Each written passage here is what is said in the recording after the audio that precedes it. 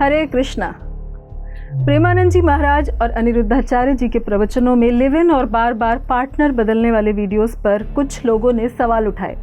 इन दोनों ही संतों ने समाज में फैली विकृतियों, विसंगतियों और बुराइयों जैसे कि लिव इन और मल्टीपल पार्टनर्स पर अपने विचार रखे थे, लेकिन कुछ विवादित लोगों ने बिना कारण ही ये विवाद बनाया कि लिव इन में, उनका कहना है कि लिव इन में एक दूसरे को समझने में कितनी आसानी होती है, कोई जिम्मेदारी तो होती नहीं, और अगर ना निभ पाए तो तलाक जैसा कोई झंझट भी नहीं, कोर्ट कचहरी के चक्कर नहीं, वो अपने रास्ते मैं अपने रास्ते, अच्छा ही तो है नहीं।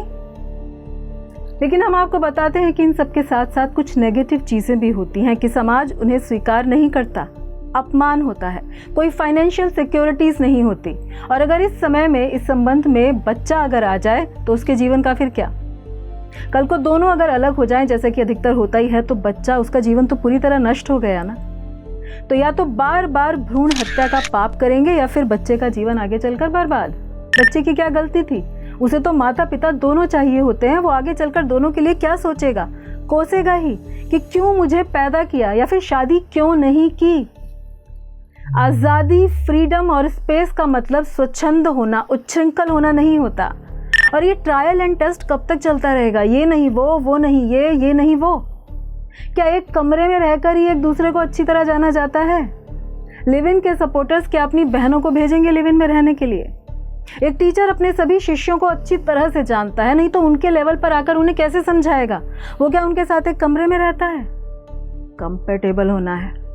स्वच्छंदता के नाम पर देश, समाज, परिवार बाजार बन जाते हैं, रिश्ते सौदेबाजी बन जाती है, एक दूसरे को छला जाता है, पीठ पीछे कुछ और सामने कुछ और। इसका दुष्परिणाम होता है कि घर नर्क बन जाते हैं। आजकल शादियों का भी ढर्रा बिगड़ा हुआ है, उसमें भी इमोशनल इनसिक्योरिटीज रह सकती हैं, फाइनेंशियल इनसिक्योरिटीज रह सकती हैं, लेकिन मैरिज एक ऐसा इंस्टीट्यूट है जिसमें सेंस ऑफ मोरालिटी के साथ साथ सेंस ऑफ रिस्पॉन्सिबिलिटी रहती ही है। किसी भी कारण से उसको लांघ कर ही आदमी को जाना पड़ता है, दूसरे आदमी को हर्ट करके। लेकिन लिव इन में ऐसा कुछ नहीं होता। हम सब के माता पिता जो कि खुश हैं, क्या वो लिव इन में थे? नहीं, शादी में थे। आज हम सबको बहुत अच्छी परवरिश मिली क्योंकि हमारे माता पिता सुसंस्कृत थे, कल्चर्ड थे, रिस्पॉन्सिबल थे, साथ थे। दोनों ने एक दूसरे की गलतियों को माफ किया और बच्चों के लिए समझदारी से परिवार का अच्छे से ध्यान रखा। तो ये सोच आई कहाँ से? विदेशी फॉर्मूला है जो वहां भी पूरी तरह से फेल ही है। अकेले यूरोप में सरकार हर साल 250 मिलियन पाउंड से ज्यादा ऐसी सिंगल माओं पर खर्च करती है, और अमेरिका में हर साल ये आंकड़ा है 350 मिलियन डॉलर से ज्यादा। सोचिए। और ये माइंडसेट लिव इन का इसलिए ही ना कि जब भी हम पार्टनरशिप में रहें, शादी करें, तो उसमें कोई परेशानी ना हो, एकदम स्मूथ चले सब कुछ। कोई ऐसा पार्टनर जिसके साथ सब कुछ अच्छा ही अच्छा हो, ना उसके कुछ फ्लॉज होंगे, ना हमारे बीच में कलेश होगा, प्यार ही प्यार चारों तरफ, बस। तो सब कुछ पहले ही चेक कर लो, है ना? तो आपकी चाहना बहुत अच्छी है, लेकिन आप उसे ढूंढ गलत जगह पर रहे हैं। इस दुनिया में कौन है जो हमेशा खुश रहता है? दुनिया है, दुख मिलेंगे ही, क्योंकि शास्त्रों में इसका नाम है दुखालय, जहां दुख ही है। हाँ, थोड़ा थोड़ा सुख थोड़े थोड़े टाइम के लिए मिलता है, लेकिन वो धर्म पूर्वक होना चाहिए, नहीं तो वो भी कर्मों में बांधता है। तो चाहे पर्सनल लेवल हो, रिलेशनशिप का लेवल हो, सोसाइटी का लेवल हो या फिर बच्चों का लेवल, हर तरह से भयानक है लिव इन। तो समाधान क्या है? अंतर तृप्ति अपने आप को जानकर होगी, अपने आत्म स्वरूप को जानकर होगी। इंद्रियों का भटकाव किसी लक्ष्य तक हमें नहीं पहुंचाएगा, और ये मन मृग मरीचिका का शिकार है। फिर वो सुंदरता शरीर की हो, धन की हो, पद या प्रतिष्ठा की हो, वो व्यक्ति को कोल्हू का बैल बनाकर भटकने के लिए छोड़ देती है। इसलिए विवेक बुद्धि जागृत होनी चाहिए।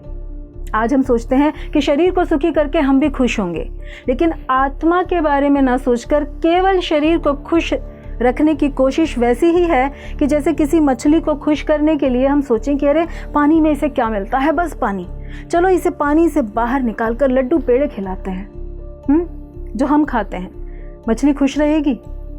जिंदा भी नहीं रह पाएगी, तड़प तड़प कर मर जाएगी, क्योंकि वो अपनी स्वाभाविक स्थिति यानी पानी में नहीं है।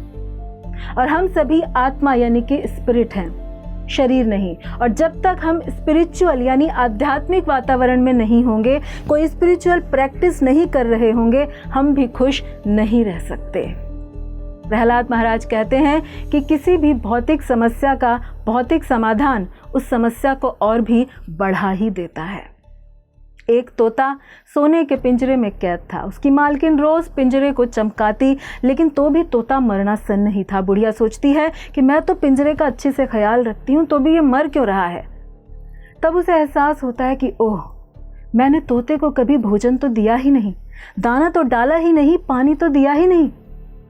हम उस वृद्धा पर हंस सकते हैं कि कितनी मूर्ख है, लेकिन शास्त्र कहते हैं कि हम भी उस वृद्ध स्त्री के समान ही हैं, यदि हम केवल शरीर का तो खूब ध्यान रखते हैं, लेकिन आत्मा जो कि हम हैं उसका सोचते तक नहीं।